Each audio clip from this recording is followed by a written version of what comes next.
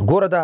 کله کله انسان خپلې زندگی کې یو داسې کار وکړي چې هغې په نظر کې دا ډېر ورکوټی کار وي خو الله رب العزت دغه کار وجې نه دنیا جوړه کړي آخرت یې جوړ کړي زه تاسو سره یوه واقعه عرض کوم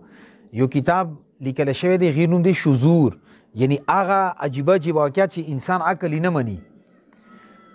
نغې کې یو بزرګ واقعه لیکلی شوي ده محمد بن عبدالباقي رحمت الله علیه دا ډېر لوی بزرګ تیر شوی دی او دا واقعه نقل کړي ده علامه ابن رجب حنبلي صاحب رحمت الله علیه یو خپل بل ملګري ته نقل کړي هغه دا بیا واقعه نقل کړي ده محمد بن عبدالباقي رحمت الله علیه وایي چې زه حرمینو کې کله پاتې کېدم مکې مکرمه کې نو ما یو څو ورځې جیب کې خرچه وه هغې سره ما خپل خوراک سکاک وکړو خو داسې وخت رالو چې ما سره یو روپۍ هم پاتې نه شوه او ډېر غربت سره زه مخامخ شوم نو ما به صرف خوراک سکاک د زمزم اوبه وي زمزم اوبو سره هم دا وخت تېرولو زمزم اوبو کې ډېر برکت دی سړي لږه تنده دواړه ختموي وی هلته هم څوک تعارف والا پېژندګلون و چې هغې ما سره تعاون کړی وی دا حرمینو شریفینو والا د عرب خو اوس مالداري شو 1960 1970 کې دا غریبان به دلته چاندو ته راتلو د مشرانو ته پته ده کراچۍ کې به چاندا کوله دی پېښور کې به چاندې ته رالو د عربیانو به چاندې غوښتې اوس داسې حال راغلی چې مونږ ځو چاندوله هلته خو مونږ دو سره ډېر اخلاص کړی چې مونږ علما ځي نو هغو باندې پابندي ده چې تاسو چانده نه کوي هغې کې ټیک دی زمونږ بعضې داسې کمزورتیانې شته چې هغې کې مونږ نه کوتاهیانې غلطیانې شوي دي مدرسې یا مسجد په نوم فنډ راغلی هغه بل ځای کې استعمال شوی خو عربو خو چې کوم اعتماد یې غاښ متاثره کېږي که نه خو بهرحال محمد بن عبدالباقي رحمت الله علیه فرمایي چې زه یو ځل ما طواف وکړو چې واپس خپل کور طرف ته راتله نو ماته یوه بټوه میلاو شوه وی هغه ما ځان سره اوچته که هلته کې مې چک نه کړه چې دې کې څه شته که نشته صدر کې م ځان سره واخیستله کور ته رالم چې ما هغه کولاو که نه هغې بټوې کې هغې تیلې کې یو هار و خو دومره ښکلی دومره قیمتي هر ما په دې غونډ عمر کې چېرته نه و کتلی وی هغه ما ځان سره محفوظ کوم وی چې کمالي کې پیدا شو بیا به هغې ته ورکم او چونکې خپله باندې عالم و بیا به ورته څه طریقه جوړه کړو خیر ده وی زه مازدیګر د کور نه بار داسې واکینګ ته لږ چکر ته ووتم نو ما وکتلو چې یو سړی دی هغه اعلان کوي چې ما نه یوه بټوه راکه شوي ده که هغه چا ما ته واپس راکړه نه 5 دینار انعام به ورته ورکوم وی ما وی چې دا خو ډېره ښه موقع ده ما ورسره مصافحه وکړه سلام وکړم ورته وی راځه ما کور ته وی هغه پوه شو چې دا شیز دې سره دی وی زه چې کله رالم ما کمرې کې ځان سره کېنولو هغه بټوه مې ورته کولاو که اول مو نه تپوس وکړو چې تا نه کوم رنګ والا شیز ورځېدلی هغوی چې زیړ یا داسې رنګ والا بټوه ده ما ورته وی ټیک ده هغې کې څه دي وی ما ته وایي چې هېڅ نشته خو یو قیمتي هار دی پکې وی ما وایي چې د علامات یې ټیک وښودلو وي ما ورته وایي چې هغه بټوه ما سره ده ما راوچته کړې دا دیواله وی هغه 5 دینار وبسلو دینار د سونې والا یوه سکه ده ډېره قیمتي وه هغې زمانې کې وی دومره چیړې راسره وکړو خو بس ما ته هسې الله پاک یو غیرت رکې پیدا کو هغه انعام ورنه ما نه خستلو کنی حالانکه شرعي اعتبار سره هغه انعام دې ته اخیستل جایز و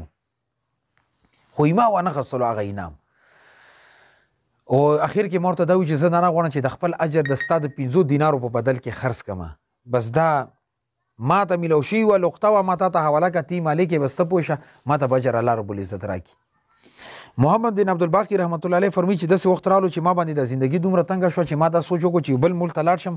یو خپل کاروبار یو رزق راته فراخه شي دا خو ما ډېره مشقت وله زندګي ده وایي هلته نه زه د عراق په سفر باندې روان شوم کشتۍ کې لاره کې یو ځای کې موږ کشتۍ یو دغه کې سمندري طوفان کې ګیره شوه کشتۍ بالکل ټوکړې ټوکړې شوه ما سره څومره ملګري کشتۍ کې ټول وفات شو سمندر کې ډوب شو وایي ما یو غټې تختې ته ځان واچولو هغې تختې باندې زه ومه سمندر شاپو څه په مشکل باندې یو سایل سمندر ته راورسېدم هلته مو کتله ډېره غټه آبادي وه خو پریشان وه چې دا مسلمانان دي که کافران دي دوی خو پته نه لګي وایي چې زه هلته ورسېدم هلته اذان وشو نو زه مطمئن شوم چې الحمدلله مسلمان شته دي وایي تپوس مو وکړو یو مسجد ته لاړم بس مسجد کې مو کېناستم مازدیګر مونځ وخت و وایي میلمانه راغلو د خلک راتلو ما سره مصافحه کوله د دیهات والا خلک کوي داسې چې کلي ته څوک میلمه راشي هغه سره مصافحه ټول کوي که پېژني که نه پېژني وایي مازدیګر مونځ چې کله وشو نو ما ته محلي والا وایي چې ته ولې راغلی ما ورته غونډه واقعه بیان کړه چې زه خو داسې ډېر سخت حالاتو سره مخامخ یم واپس تلو ما سره هېڅ اسباب نشته وایي ما ته وایي چې تا ته قرآن یا څه زده ما ورته وایي چې زه عالم یم الحمدلله قرآن راته یاد دی ترجمه او تفسیر پړوی شم وایي هلته کې ما ته وایي چې زه ښه داسې چل دی زموږ ماشومانو ته درس و تدریس شروع کړه وایي الحمدلله لږ وخت کې ما داسې درس و تدریس وکړو چې دا ارد ګرد څومره علاقې والا خلک دي هغه غونډ په دې مسجد باندې رامات شو یو ښکلې مدرسه الله پاک تیاره کړه الحمدلله او ترجمه ما شروع کړه منځونه مو خلکو ته شروع کړو مسایل مو شروع کړو نه ډېره زیاته مجمع هلته جوړه شوه و یو ځل د کلي مشران کېناستو ما ته وایي چې تا سره موږ یوه مشوره کوو که دې ته تیارېږي ما ورته وایي څه مشوره ده وایي هغې وایي چې دلته زمونږ علاقه کې یو مشر کس و ډېر دیندار او ډېر مالدار و هغه وفات شوی دی یوه لوري ده زمنې نشته دي هغه همداسې ځوانه کور کې ناسته ده او موږ غواړو چې تا سره نکاح وشي ایما ورته چې تاسو ماته نکاح کوئ ټیک دی بس مشورې سره راته وکړي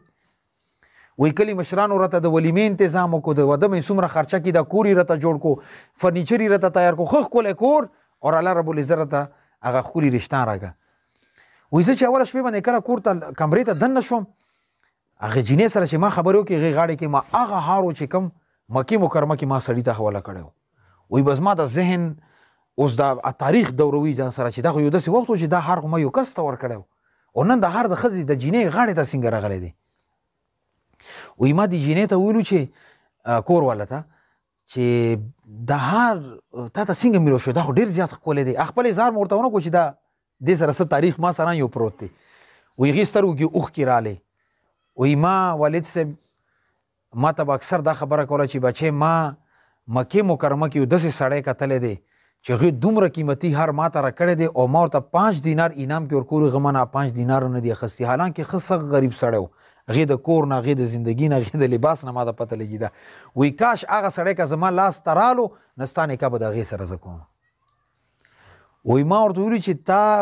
د پلار کم ارمان هغه الله پاک پوره کړی دی هغه سړی زه وم چې کم د هار ما ورته حواله کړی دی وایي ما ورته غونډه واقعه بیان کړه چې دا هار خو ما ته لاره کې میلو شوی ما بیا ځان سره کور کې کېښودلو ستاسو والد صاحب اعلان کولو ما بیا هغې ته کور ته دننه کړو هغې علامات واخلو د هار ورته ما حواله کړو وایي سترګو یې چې کومې اوښکې راغلي هغه په خوشحالو باندې بدله شوې اوښکې خوشحالو نه لاړې چې الحمدلله زما والد صاحب یو ارمان هغه الله پاک پوره کړو او کال کېږي زما والد صاحب وفات شوی دی محمد بن عبدالباقي رحمت الله علیه فرمایي چې هغې جینۍ سره ما کله واده وشو الله پاک هغې نه راته اولاد راکړو یوه ښکلې زندګي راته الله پاک راکړه وایي د الله رب العزت شان ته ګوره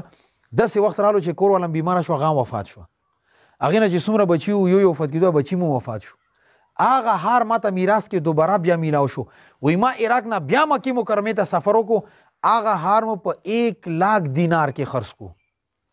او بیا به شاګردانو ته دا ویلو چې نن د ما سره کومه سرمایه ده کم مالداري ما ته الله پاک راکړي دغه یو د هار باندې غیرت باندې ما کړي وه امانت کې مو خیانت نه وکړی نن الله پاک ما ته دا د دنیا یې جوړه کړه او انشاءالله زه درس و تدریس کوم آخرت ما الله پاک زما جوړوي